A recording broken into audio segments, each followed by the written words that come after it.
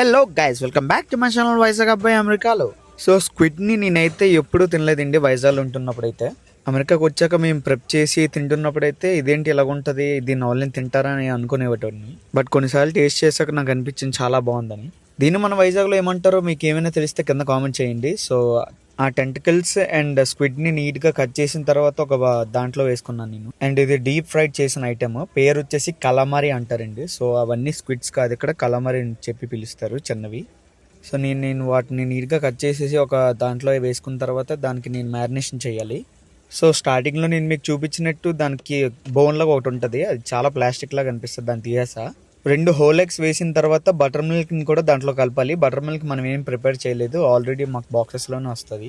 So butter milk కూడా దానికి add చేసిన తర్వాత నీట్గా మిక్స్ చేసి పక్కన పెట్టేయడమే. సో బేసికలీ pretty మచ్ ఇదే మ్యారినేషన్ మీరు ఏ నాన్ వెజ్ ఐటమ్ కైనా చేయొచ్చు, కాకపోతే 1 హోల్ నైట్ అది ఫ్రిడ్జ్లో ఉండాలి. ఎగ్ అండ్ బటర్ మిల్క్ స్క్విడ్తో బాగా కలిసి అంతా నీట్గా కనిపించేటట్టు చేయాలండి. అది అయిపోయిన తర్వాత దీన్ని 1 నైట్ ఫ్రిడ్జ్లో అయితే పెడతాం. సో పెట్టిన తర్వాత క్లామ్ మిక్స్ అనేసి ఒక పౌడర్ ఉంటుంది, ఆ పౌడర్లో వేసి నీట్గా దాన్ని కోట్ చేసి డీప్ ఫ్రై ఆయిల్లోనే వేసేయడమే.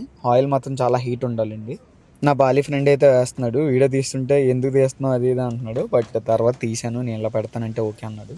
సో అలా డీప్ ఫ్రై అయిన తర్వాత ఒక బౌల్లోకి తీసుకుంటాం. తీసుకున్నప్పటికీ ఇది ఇలాగ వస్తుంది. సో మేమైతే కొంచెం ఎల్లో పెప్పర్స్ కూడా యాడ్ చేసాం వాటికి. దీన్ని కెచప్తోనే నిమ్మకాయ పిండుకొని అయితే తింటారు. బార్ ఫుడ్ చాలా బాగుంటుందండి. మన వైజాగ్లో దొరికితే మాత్రం రెసిపీని తప్పనిసరిగా ట్రై చేయండి. అలా మధ్యాహ్నం నుంచి ఎండగా ఉంది ఏంట్రా బాబు అనుకుంటే వర్షం పడింది. వీడియోకి అయితే ఇంతే గైస్, మళ్ళీ కలుద్దాం.